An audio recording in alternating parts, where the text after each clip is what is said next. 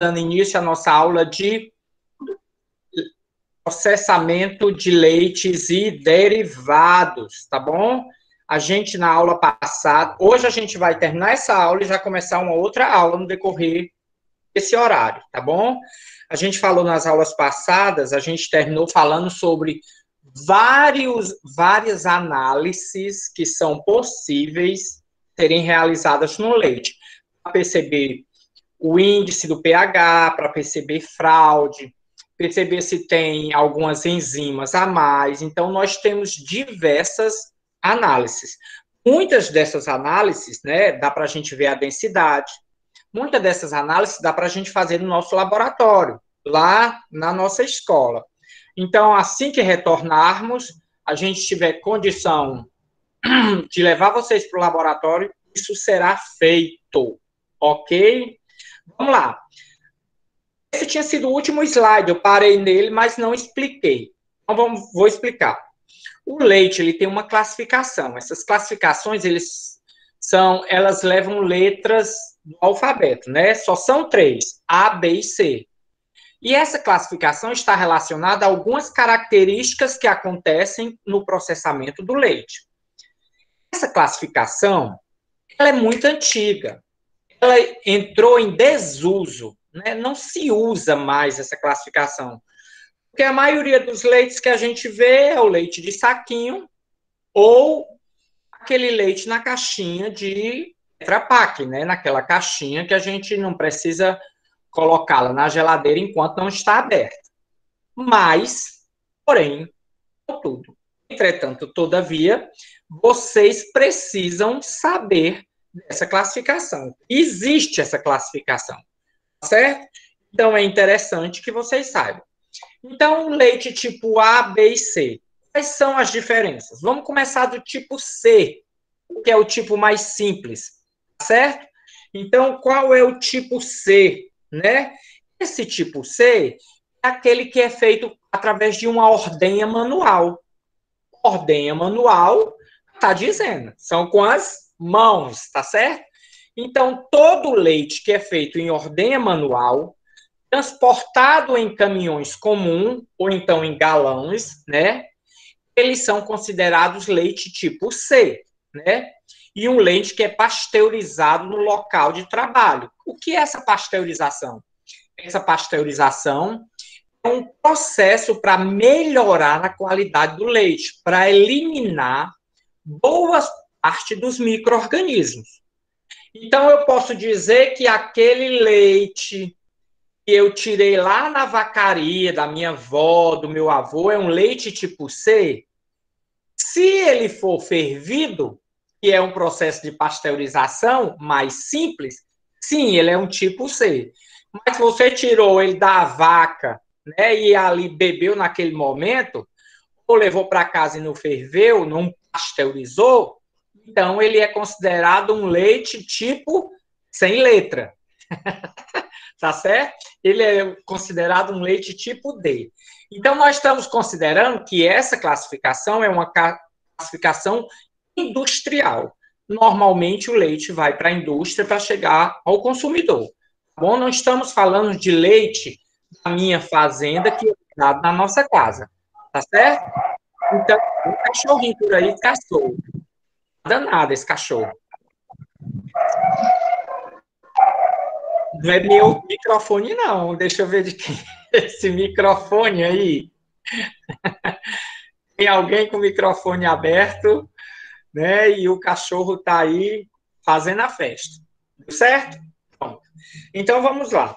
O leite tipo C ele é ordenhado manualmente, né? Ele tem um transporte comum, é transportado em comum, não é um transporte refrigerado, e ele é pasteurizado em outro local. Você tirou da vacaria, leva para outro local, leva para a empresa e pasteuriza. A gente vai entender o que é esse processo de pasteurização. Como eu já disse, é uma esterilização industrial para melhorar a qualidade do leite. Qual é a diferença do... Sim, outra coisa, a quantidade do... Nada, bobagem, relaxa. A quantidade do micro-organismos também no leite tipo C é muito maior. Vocês vão ver que na maioria desses tipos, em todos os tipos, é permitido uma quantidade X de micro-organismos. Então, a proporção que a letra vai chegando próximo ao início, né, o leite B e o leite A, essa quantidade de micro-organismo é permitida. Então, vai diminuindo a quantidade de micro-organismo, certo? Então, pode-se dizer que o leite tipo C é um leite que tem uma quantidade mais elevada do que o B, que tem uma quantidade mais elevada do que o A. O leite tipo B, qual é a diferença do leite B para o C? O B, a partir do B e o A, eles são ordenhados mecanicamente. Ou seja, são por aquelas ordenhadeiras automáticas. Vai lá, encaixa nos tetos do animal, né, da fêmea. Normalmente, essas ordenhadeiras podem ser chamadas de peteiras, né, peteiras, porque vai ser encaixado nos tetos da vaca, certo? Então, a partir do momento que é utilizado uma ordenha mecânica, esse leite já não é mais tipo C, né? Esse leite também, outra característica do leite tipo B, é que ele precisa ser transportado refrigerado. A gente precisa reduzir o nível da temperatura, não a temperatura ambiente, como é do tipo C. Ele precisa ir para uma temperatura de 4 graus, né? 4 graus, ou seja, 4 graus acima de zero, muito próximo a zero. Vocês verem o quanto de temperatura tem que baixar. Por que isso, professora? Lembra daquela história? Baixou a temperatura, inibe a proliferação de micro-organismos, né? E a outra característica desse leite tipo B é que ele é pasteurizado em outro local. Então, você tirou da vacaria com teteiras mecânicas, transportou refrigerado para a indústria de leite, então esse era um leite tipo B. Eu estou utilizando o termo ou às vezes o termo era, porque, como eu já disse, está em desuso essa classificação do leite, tá? E qual é o leite tipo A? O leite tipo A é aquele muito mais melhor de bom, né? Ou seja, o cara é top de linha, tá? Então, leite tipo A é um leite que normalmente ele é ordenhado mecanicamente. Olha, ele é igual ao B, tá vendo? Ele é igual ao B. Outra coisa, ele é pasteurizado, a diferença já do B, né? Ele é pasteurizado no mesmo local. Então, por exemplo, ele pergunta, não, mas o leite vem da vacaria, de uma fazenda. Então, para ser tipo A, o que é que a gente deduz? Deduz que essa indústria está localizada dentro da fazenda. Então, um leite tipo A, normalmente, é um leite que a fazenda está junto à indústria. As duas estão juntinhas. É esse leite saindo da teteira e já entrando dentro da indústria leiteira. É tudo acoplado. E a sua grande vantagem é que, como ele é top, né? Ele tem uma quantidade muito, muito baixa de micro-organismos. É permitido essa quantidade até quanto? Quanto?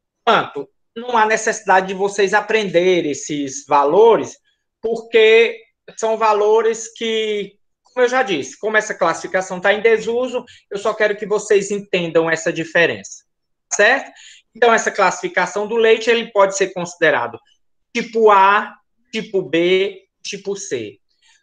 Hoje em dia a gente vê isso na embalagem? Antigamente, sim, era colocado essa letrinha na embalagem. Hoje em dia, não, porque as maiorias dos leites são tipo B e tipo A, né? Tipo B, normalmente, é o leite que é pasteurizado, mas que vem de outro local. Não, a indústria não está acoplada, não está juntinha à fazenda, certo? Então, essa é uma classificação. E é uma classificação que vocês precisam conhecer esses detalhezinhos, tá bom? Lembra, ó, o tipo C, ordenha manual. O tipo B e o tipo A, ordenha mecânica. O tipo B, a fazenda não precisa estar dentro ou a indústria não precisa estar dentro da fazenda. Já no tipo A indústria tem que estar dentro da fazenda leiteira. certo? Então, as grandes diferenças entre um e outro, dá para vocês entenderem. Agora a gente vai falar, né? A gente falou muito em micro-organismos aí, né? Que tem uma quantidade mais maior, mais menor, né? Está errado, viu, gente? Às vezes eu falo isso na aula, que é para vocês já regalarem o olho assim e continuar prestando atenção, tá? Mas esses termos, normalmente, que eu uso, eles são só para ativar a memória de vocês, para vocês voltarem a prestar atenção na aula, tá bom? Então, vamos lá. Que são esses patógenos? Lembra, ó, nós definimos que tem os micro-organismos benéficos, os micro-organismos deteriorantes e os micro-organismos patogênicos, né? Então, os benéficos são aqueles que são usados num alimento que a gente pode, inclusive, tomar esse micro-organismo. Basta lembrar de um iogurte. Você tomando um iogurte, você está bebendo micro-organismo dele, certo?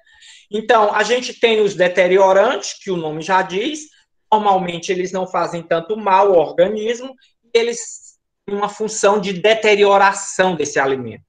E existem os micro-organismos patogênicos, que são os letais, os mais perigosos, os fatais, que se você não tiver cuidado, pode levar à sua morte. Tá?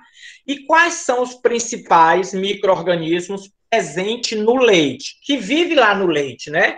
Se a gente não tiver cuidado, se a gente não fizer um processo correto de esterilização desse leite, ele pode vir junto a esse leite, né?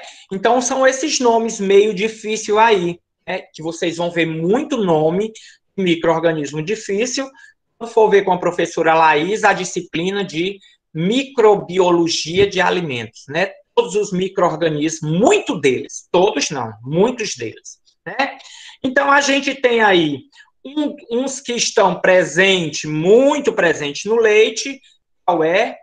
Essa Listeria monocytogenes, né? Um micro-organismo chamado de Listeria monocytogenes. Se achou bonito, põe o nome no cachorrinho, certo? Aí a Mariana, que tem um cachorrinho, já pode utilizar um nome desses aí no próximo cachorrinho que ela tiver. Né? Então, algumas características desse micro-organismo. O ambiente refrigerado. Olha aí, né? A gente diz que a maioria dos micro-organismos são do ambiente, temperatura ambiental. E para diminuir o micro-organismo, o que é que a gente faz? Diminuir a sua proliferação, a gente diminui a temperatura. Só que aí aparece essa criatura aí, a Listeria monocytogene, que gosta de ambiente refrigerado. Né? Então, isso normalmente é muito perigoso, mas a grande vantagem é que se nós dermos uma esterilização, um tratamento térmico, esse micro-organismo pode ser eliminado. E são esses tratamentos térmicos que a gente vai ver sempre acontecendo em produtos como leite, certo? Outro muito famoso, né, é a Escherichia coli, né? Aí ela tem um apelidozinho de E. coli, né? Então, vou chamar minha amiga de E. coli. Por quê? Eu chamando minha amiga de E. coli, eu vou estar chamando ela de um micro-organismo, tá certo? Então, a Escherichia coli, ela normalmente, se você encontrar esse micro-organismo, esse micro-organismo em qualquer alimento, significa que esse alimento está contaminado com cocô, certo? É isso que eu estou falando. Porque a Escherichia coli é um micro-organismo que vive presente no intestino de animais de sangue quente, né? Nós, seres humanos, temos Escherichia coli no nosso intestino. Ela lá não tem problema, ela está no seu habitat, está na moradia dela. Ela é perigosa, infeliz, quando ela sai lá de dentro. Né? Então, ou seja, por isso que se fala aí que a contaminação da Escherichia coli pode ser pelos manipuladores. Aquela história que a gente falou, ó, de higiene, de ir no banheiro, fazer o número 2 e não se higienizar corretamente, não higienizar as mãos corretamente. Peguei no número 2, no cocôzinho, não lavei a mão direita e fui manipular o leite. Se foi encontrado essa bactéria dentro do leite, com certeza, ela chegou ali de alguma forma, principalmente pelos manipuladores. Tá certo? Então, como é que eu posso... Como é que ela pode ter sido também? Pode ter sido por contaminação cruzada, né? Peguei uma vasilha já suja, contaminada de Escherichia coli, coloquei o leite, pode ser uma teteira mal higienizada. Todas essas bactérias, elas precisam passar pelas BPF, boas práticas de fabricação, boas práticas para higienizar esses equipamentos.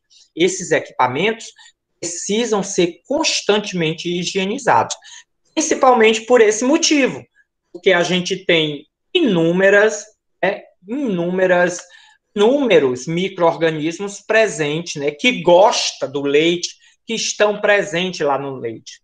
A gente tem essas outras mais estranha, menos conhecida, né, que é a Coxiella burnetii, né? É uma bactéria que normalmente ela se apresenta quando esse animal está infeccionado, né? E tem uma quantidade grande quando esse leite está cru. Então, como é que a gente pode eliminar essa Coxiella?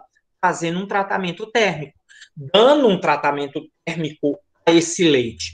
O que é esse tratamento térmico? É aquele que sua mãe faz. Ela não cozinha o leite, depois que ela tira lá da vacaria, ela leva para a panela e cozinha o leite, espera o leite ferver, subir a nata, né? Aquilo ali é um tratamento térmico. Só que a indústria de alimento faz um mais chique, né? Faz um chamado de pasteurização, né? Em homenagem ao pesquisador Pasteur, né? Ele que inventou esse tipo de tratamento térmico, né? Outro também é a Brucella abortus, né? O animal fica infeccionado com esse micro-organismo e pode ocorrer até o aborto, né? O feto dessa fêmea essa fêmea pode abortar esse animal, esse bezerrinho, né? No decorrer da sua gestação, se ela for contaminada por essa Brucella abortus, né? Então, como é que eu posso eliminar ela também do leite? Eu posso eliminá-la através de um tratamento térmico. Se vocês observarem, né? Olha que interessante. Todos eles, desses micro-organismos, dá para a gente eliminar com tratamento térmico. Então, não é legal você tomar leite cru. Não é legal você tirar o leite direto da vaca e tomar. A não ser que seja naquele instante muito rápido. Mas a gente vai ver que se o ordenhador, a pessoa que está fazendo a retirada manual, não tiver boa higienização, aquele leite já pode sair, a partir do momento que ele recebe o ar, já pode sair contaminado, certo? Então, esses são alguns dos patógenos, né, alguns dos micro-organismos presentes no leite. E esses micro-organismos, né, além desses micro-organismos, nós temos algumas doenças que podem aparecer no úbere da vaca, né? E essas inflamações que acontecem, normalmente são em decorrência de micro-organismos. Olha aí, além de contaminar o leite, ainda pode contaminar o teto da vaca. Contaminando esse teto da vaca, esse leite ele vai sair com esses contaminantes, né? E como essa vaca pode ser contaminada? Falta de higienização do teto, né? Essa vaca deitar, a gente vai perceber, vou explicar para vocês quando ocorre a ordenha, o finalzinho, né, a bolsinha final, onde a gente pega para ordenhar a vaca, ela tem um buraquinho, tem um orifício. Aquele orifício, ele é dilatado, ele é aberto quando você está ordenhando a vaca. E ele leva aproximadamente 1 hora para poder vedar aquele buraquinho. Então, se a vaca se deitar depois de ser ordenhada, aquilo ali fica exposto e pode ser contaminado por algum micro-organismo. Quais deles? Pode ser um desses nomes bonitos que está aí, né? Streptococcus agalactiae, né? Staphylococcus aureus, né? Mycoplasma bovis. Então, esses são alguns exemplos de micro-organismos que podem acessar o úbere da vaca, o teto, né? E pode causar uma infecção. Essa infecção recebe o nome de mastite, certo? Recebe o nome de mastite. E aí, essa infecção, ela interfere na qualidade do leite. Vai reduzir teores de açúcar, que é a lactose, a gordura, né, que é muito importante, caríssima no leite, e e a caseína, que é uma proteína, é a maior proteína presente no leite, né? Vai ter o aumento das proteínas do soro, então esse leite vai ficar mais aguado, né? Vai aparecer aí ácidos graxos livres, porque a gente sabe que a gordura é através de triglicerídeos, né? Então, se essa gordura for quebrada, essa molécula de gordura for quebrada, pode aparecer ácidos graxos livres. E isso pode causar oxidação do alimento, certo? Vai ter o aumento de número de células somáticas. O que são essas células somáticas? Preste atenção. O organismo da gente, ele trabalha sempre para se defender quando tem alguma contaminação. Assim, quando você leva um corte, tá certo? Você leva um corte, aí um monte de micro-organismos, não, de células, vão para lá ajudar o seu corpo, né? Para imunizar da contaminação que está acontecendo ali. E do mesmo jeito é na vaca. Então, quando o teto da vaca, o úbere da vaca, está contaminado, né? Quando ele contamina, o que é que acontece? As células somáticas correm para lá, para ver se dissemina, não, para ver se elimina essa contaminação, certo? Então, se você quer saber se o úbere da sua vaca está contaminado, basta ver o número de células somáticas. Se tiver alto, fora do padrão, significa que essa vaca está com um teto com mastite, certo? Então, isso são algumas interferências na qualidade. Essa mastite altera no sabor e no odor. Claro, a gente viu que a gordura é alterada, né? E a gordura é o composto, é o nutriente que dá diretamente, é a maior parte responsável pelo sabor dos alimentos, certo? Então, a mastite realmente é um problema sério na indústria leiteira, tá certo? Então, é interessante que vocês saibam algumas características dessa doença, certo? Como eu posso, né? Como eu posso fazer para eliminar, né, essa mastite? Tá? Uma delas, higienização do ordenhador. Lembra do ordenhador que foi antes no banheiro e não lavou a mão direito e foi pegar nos tetos da vaca? Esse ordenhador pode ter contaminado essa vaca, né? Esse teto dessa vaca. Então, o ordenhador tem que passar por um bom processo de higienização, né? Boca, sem barba, não fumar, não falar enquanto isso se a ordenha for manual. Se a ordenha for mecânica, esse ordenhador também precisa dessa higienização, certo? Mas ele não vai ter o contato direto com o leite, né? Ele precisa ter higienização nas ordenhadeiras, né? Precisa lavar as teteiras corretamente, né? E aí a gente começou a estudar hoje pela manhã métodos de higienização. Aí vocês vão ver que alguns equipamentos desses utilizados na ordenhadeira tem que ser feito por algum método de higienização que a gente vai aprender, certo? A higienização das tetas se faz necessário. Toda vida, antes de começar um processo de ordenha, a gente faz uma higienização antes e depois das tetas, né? Antes e depois do processo de ordenhar. Essas tetas, elas são higienizadas, vocês vão ver que são. Por isso que a gente explicou tanto esses dias que é o processo de higienização. Lembra? Ele precisa de pelo menos 2 etapas. E as tetas da vaca precisa passar pelo menos por essas 2 etapas. Uma etapa de lavagem e uma etapa de sanitização. Coloca sanitizante no teto da vaca? Sim, coloca antes de encaixar a ordenhadeira, certo? Então, outra medida de controle é a utilização de cloro. Onde é que a gente encontra cloro? Água sanitária. Lembra de manhã? Nós falamos sobre o uso da água sanitária para a higienização de alimentos. Esse cloro, essa água sanitária, também pode ser utilizada para a higienização da vacaria, né? Das ordenhadeiras e tudo mais, tá certo?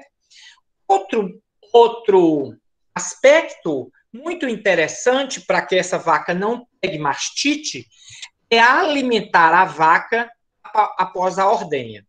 Olha que interessante. Então, normalmente, vocês forem numa vacaria, vocês vão ver que depois que elas terminam de ordenhar e serem ordenhadas, elas vão para o coxo, né, o local onde se coloca lá a comida, e essa vaca fica comendo. Aí, por que isso? Primeiro, porque ela precisa repor o leite. Então, já precisa do alimento. Segundo, ela sai meio que cansada desse processo de ordenha. Afinal de contas, retirou ali proteínas, tirou ali gordura dela, tirou leite dela, né? Então, ela sai cansada. E ela tende a querer se sentar. A vaca tende a querer se sentar. E aí eu expliquei para vocês, né? Travou aí, Leonardo? Travou desde quando? Explica de onde travou que eu volto. Já melhorou a situação? Alguém dá um retorno, por favor? Sim? Então, vou continuar. Certo? Vamos lá. Toda vida que terminou de ordenhar, essa vaca, ela precisa ser alimentada. Por 2 motivos. Porque ela precisa voltar a produzir leite. Então, ela precisa de água e de alimento.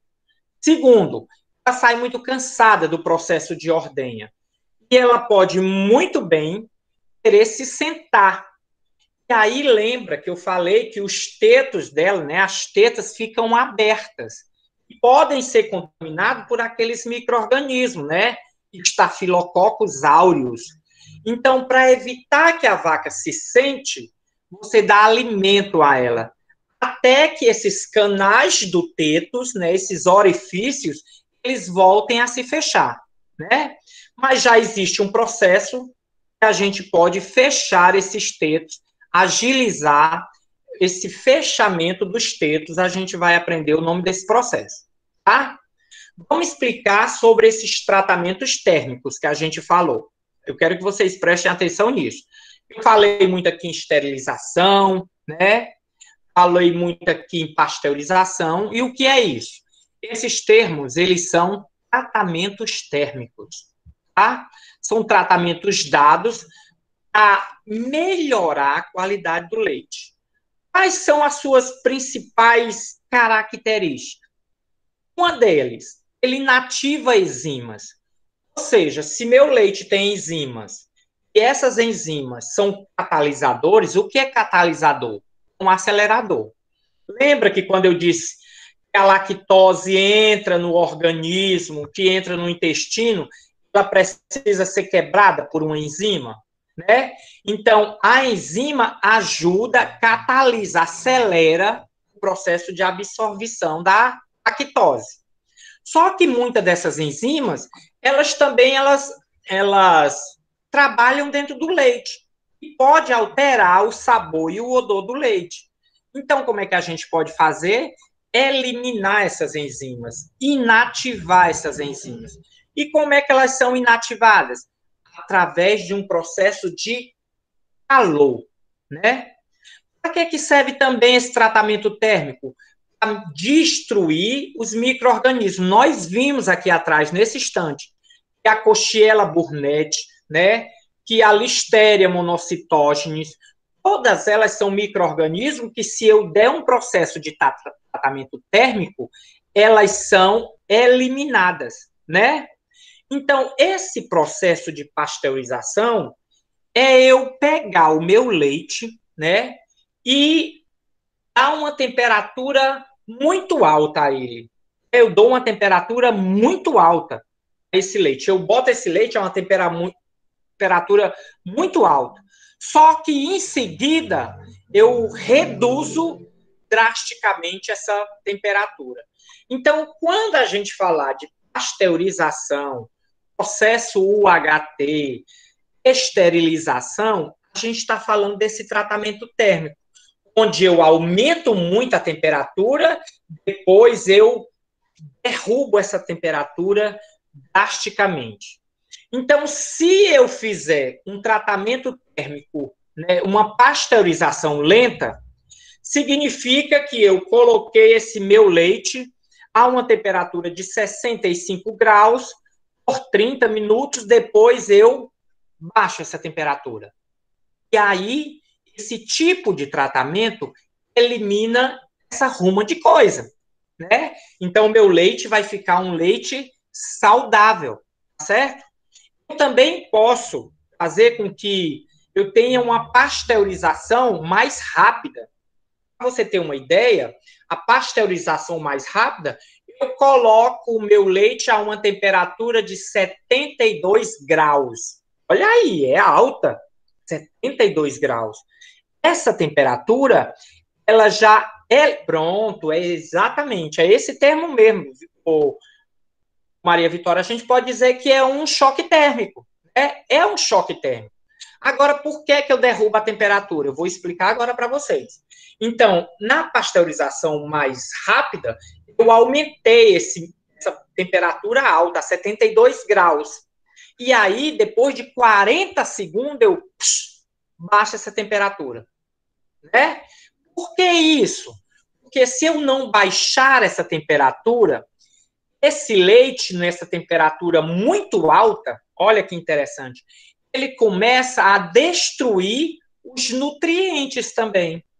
Começa a destruir gordura, começa a destruir proteína, lactose. Então, ou seja, não é interessante para mim, produtor, né, perder esses nutrientes do leite. Então, por isso que tem esse choque térmico que a Vitória falou, né? Ou seja, uma temperatura muito alta, cai essa temperatura, né? Então, como está explicando aí, primeiramente o leite é aquecido a uma temperatura superior a 70 graus. Esse aquecimento causa a morte da maior parte dos micro-organismos. Em seguida, o leite é resfriado a uma temperatura de aproximadamente 4 graus. Olha como cai, gente. De 72, de 70 a 4 graus. Por que 4 graus? Porque nessa temperatura, se tiver ficado algum micro-organismo, ele no momento ele vai estar estabilizado. Ele vai estar, né, inativado, ele não vai estar eliminado, mas ele vai estar dormente. Então, é por isso que eu boto para uma temperatura tão baixa, certo? Então, dessa forma, a gente consegue dar um tratamento ao leite, tá? Então, essa é a forma, é uma das formas de tratamento de leite, certo?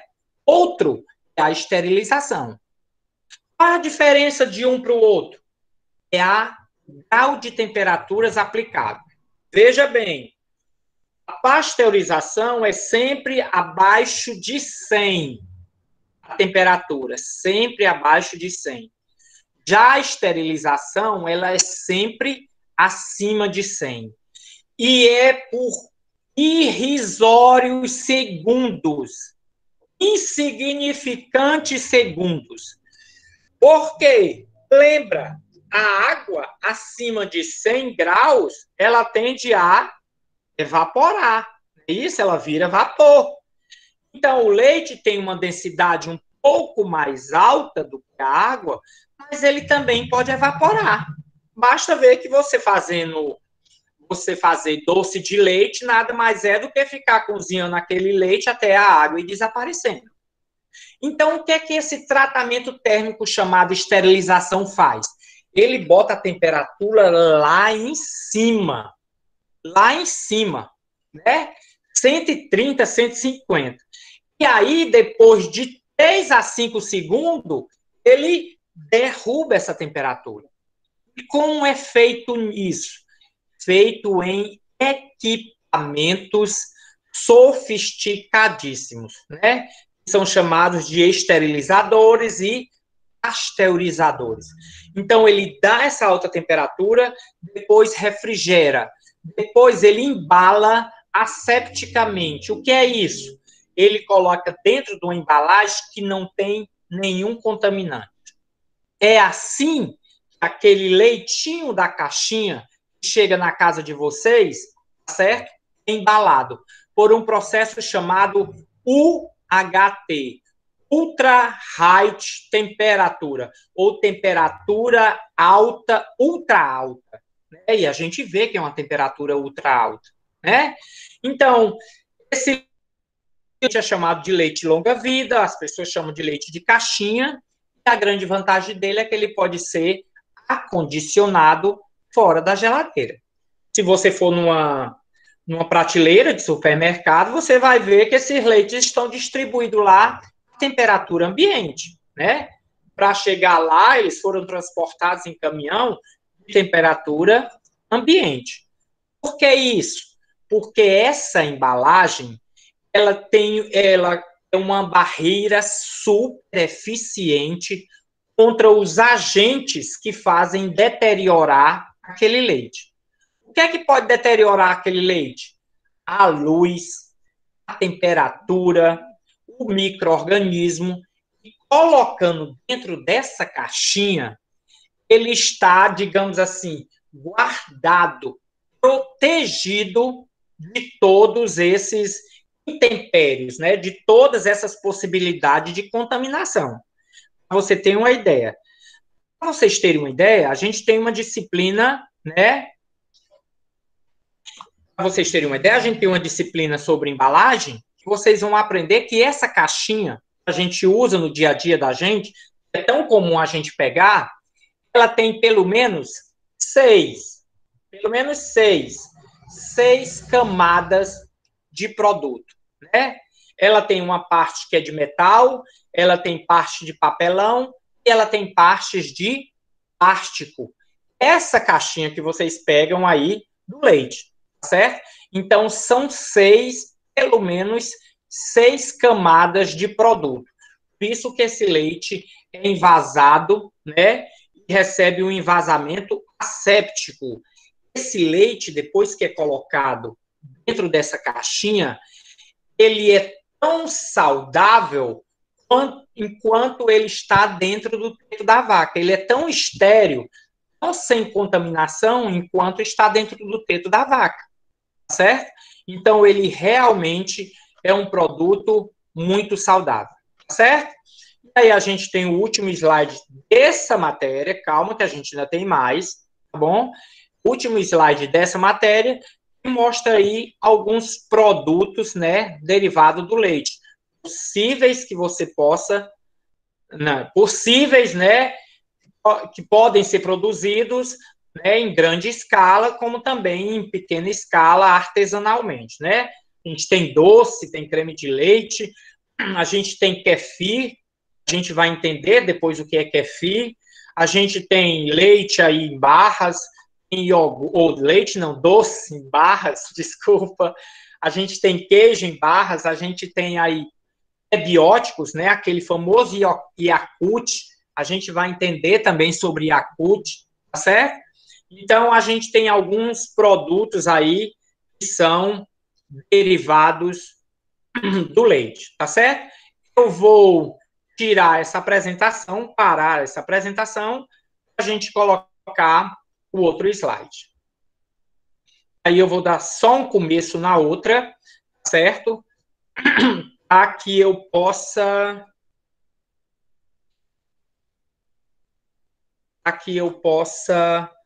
dar continuidade à nossa aula. Deixa eu ver aqui.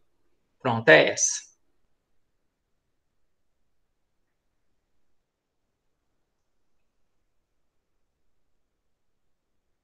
Preciso agora só compartilhar com vocês.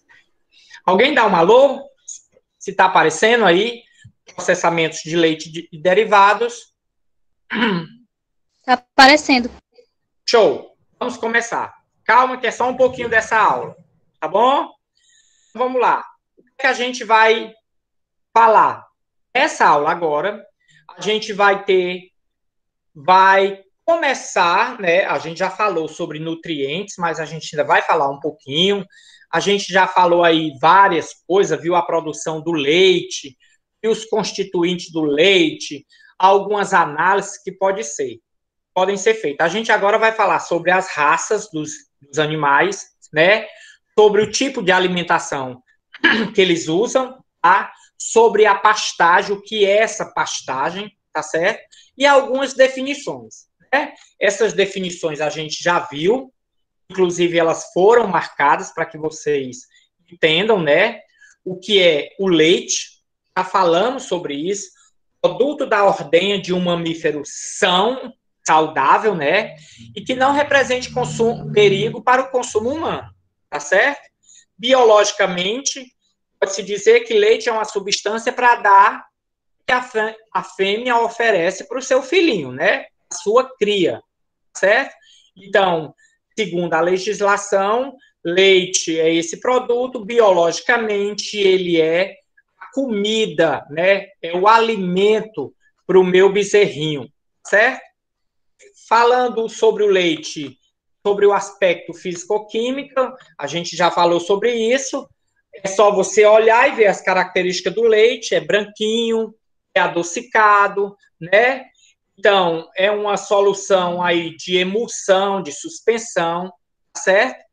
E uma outra definição zootécnica é o que diz o Ministério da Agricultura, Pecuária e Abastecimento. Ele diz que é um produto oriundo da ordenha completa, ou seja, isso aí é o que diz aquela instrução normativa número 51, que diz que leite é o produto oriundo, já expliquei o que é oriundo, né? Originado da ordenha completa e ininterrupta, em condições de higiene, tudo tem que estar limpinho, de vacas saudáveis, elas têm que estar bem da saúde, ela precisa estar bem alimentada e ela precisa estar descansada. Então, não esqueçam esses conceitos, certo? Principalmente esse último, ok? A gente falou sobre a composição desse leite, isso aqui, essa introdução é uma espécie de resumo, certo? A gente falou um pouco sobre essa composição, quantidade de água, quantidade de gordura, de proteína, carboidrato, sais minerais, não é isso? E aí a gente tem essas duas siglazinhas, que é EST e ESD, né? Então, lembrando, extratos secos totais, extratos secos desengordurados. O que são os extratos secos totais? Todos os compostos menos a água. O que são os extratos secos desengordurados? Todos os compostos menos a água e menos algo que tem gordura. Então, menos a gordura, certo? Então, para vocês verem do lado, um gráfico mostrando a ruma de água que está presente no leite, né? Então, a gente tem uma ideia aí de quase que 85% a 90%, dependendo da espécie, é água dentro do leite. Por isso que o bichinho é tão líquido, né? Mas para você ter uma ideia, carne, né? 75% de água nem é tão líquido. Olha para você ver aí a questão da composição da água, certo? A gente falou aqui sobre a composição dos leites de diferentes mamíferos, tá? A gente colocou três dados aí bem relevantes, principalmente o da vaca, porque se a gente está falando de leite, a gente vai falar, né, de vaca, certo? Então, aí a gente está falando da quantidade de proteínas de vaca. Se você voltar para o slide anterior, vocês vão ver que é sempre dentro dessa faixa, né? Quantidade de gordura, 3,7, mas o leite da caixinha tem uma gordura padronizada, já falamos sobre isso. Já falamos sobre a quantidade de açúcar do leite de vaca, que é o que tem mais, né? É o ingrediente, é o nutriente que está mais presente, que é a lactose.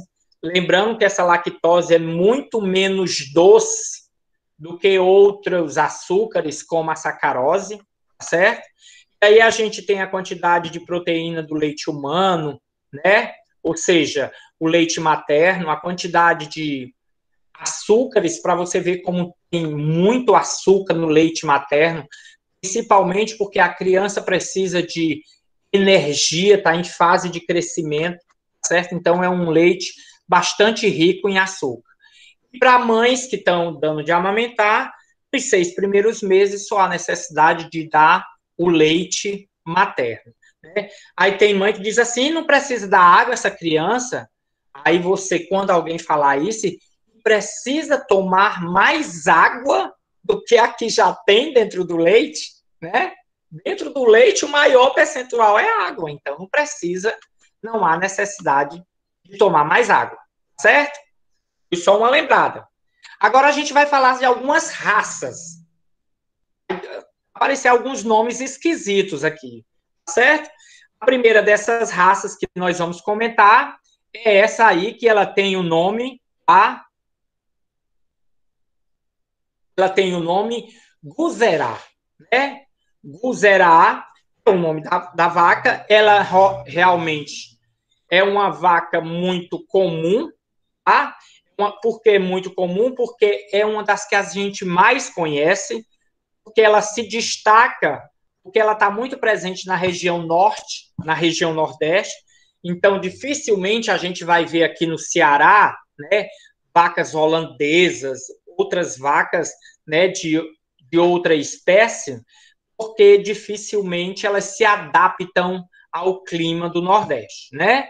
A grande vantagem dessa vaca é que ela tem um elevado teor de gordura, ela realmente tem muita gordura, isso é bom, né, para quem produz manteiga, creme de leite.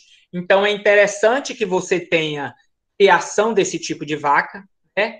É uma vaca rústica, precoce e grande ganhadora de peso. Então, é uma vaca boa também para o abate. E as vacas são abatidas? São, gente. Infelizmente, são.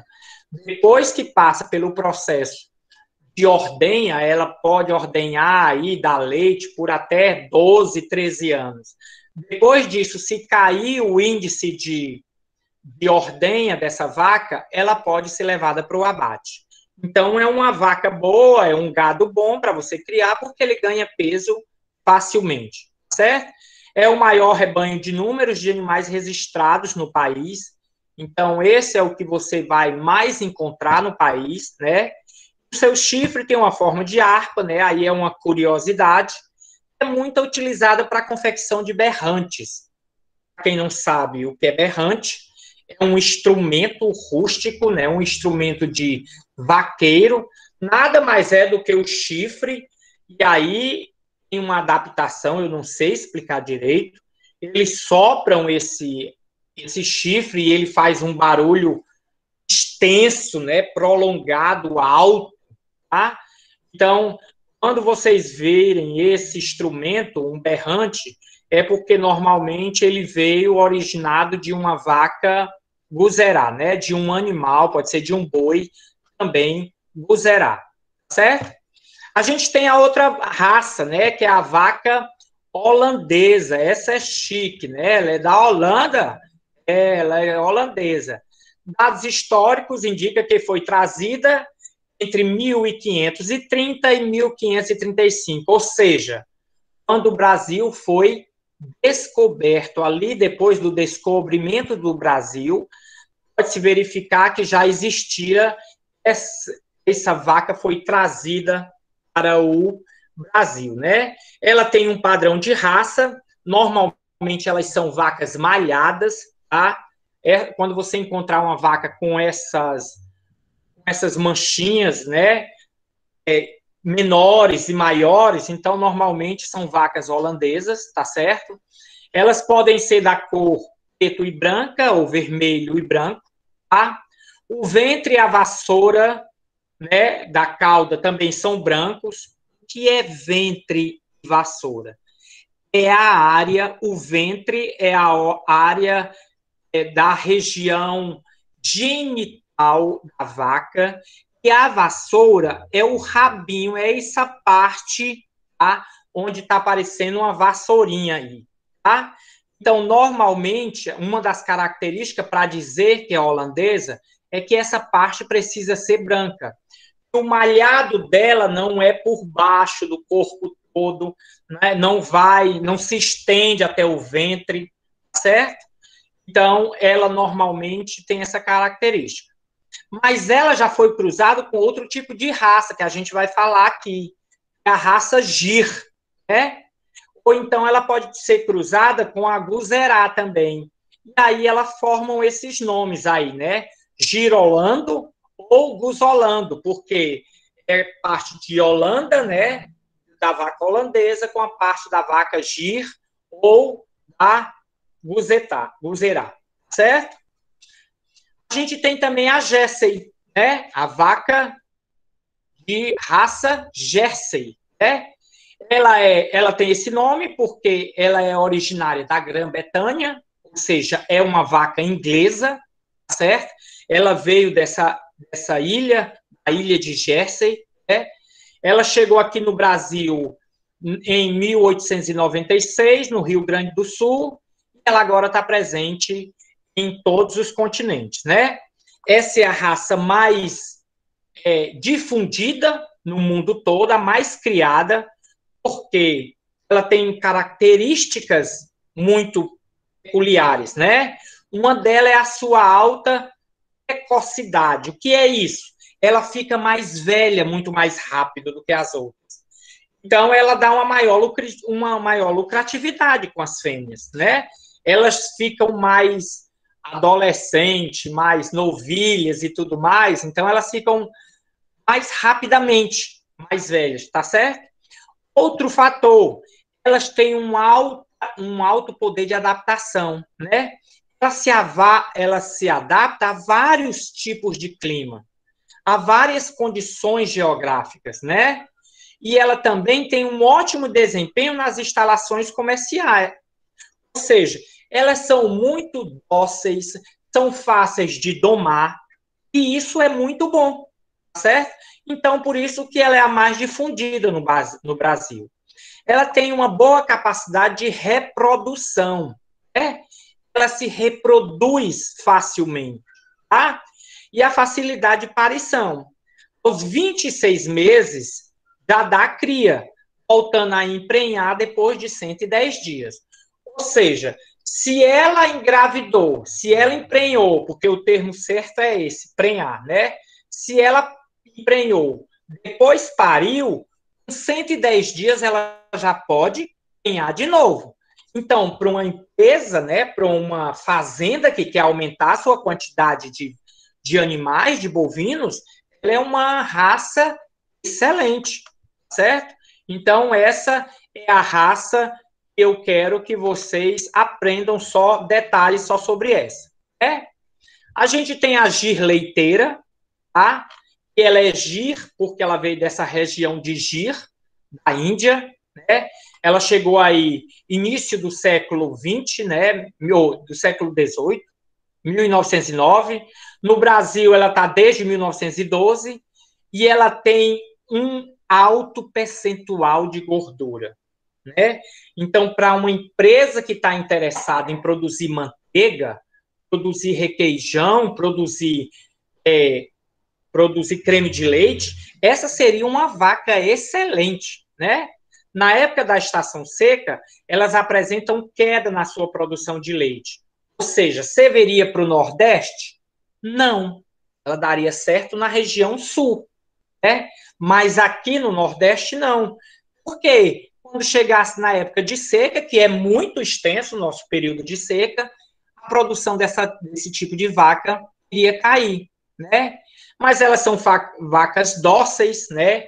De boa índole, ou seja, pode casar, é uma vaca boa para se casar, tá certo? E é a lida fácil. O que é essa lida fácil? Que é fácil trabalhar com ela. É uma outra vaca muito dócil, certo? A produção de leite tem média de 3,233 quilos acima da média nacional.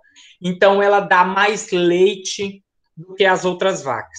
Lembrando que, quando é na produção de seca, né, na estação mais seca, ela tende a diminuir a sua produção. Então, não seria interessante o nosso Ceará, né? Temos mais uma aí, a Pardo Suíça, né? Ela foi trazida da Suíça, ela é criada por toda a Europa. Ela tem essa pelagem aí, do cinza claro ao escuro, certo? Tem um alto teor de gordura também, e elas são tão boas para suportar calor como as vacas holandesas, né? Elas também têm uma alta produção, né? E o interessante dessa vaca é que ela tem uma altura muito, né, um grande porte, tá certo? Elas normalmente elas podem chegar até uma altura de 1,48 m, né, no seu lombo, né, naquela parte onde tem aquela parte mais alta, certo? Então, esse é um outro tipo de vaca. A gente vai parar aqui, tá bom? Ok?